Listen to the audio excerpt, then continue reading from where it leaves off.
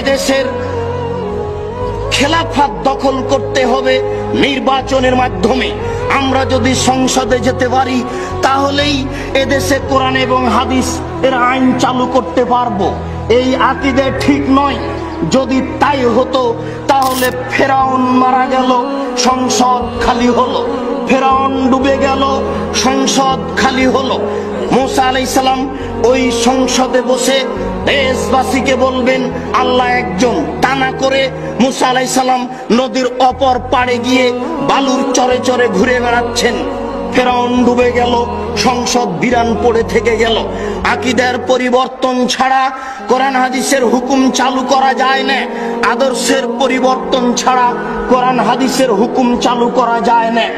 আমি একজন দায়িত্বশীল, আমাকে একজন হিন্দু ভোট দিয়েছে, আমি কি তার উপরে কোরআনের হুকুম চালু করতে পারবো? একেবারে নগ্ন মহিলা আমাকে ভোট দিয়েছে, আমি কি তাকে এখন বলতে পারি যে তুমি এই মুহূর্তেই হেজাব পরিধান করো, পর্দা করতে হবে? এদেশের যারা সুদখোর ঘুষখোর, অফিস আদালত সুদে ঘুষে পরিপূর্ণ হয়ে আছে, আমি বললাম আজকেই তোমাকে এগুলি মানতে হবে। তাহলে কি তারা মেনে নিতে সক্ষম? জি না।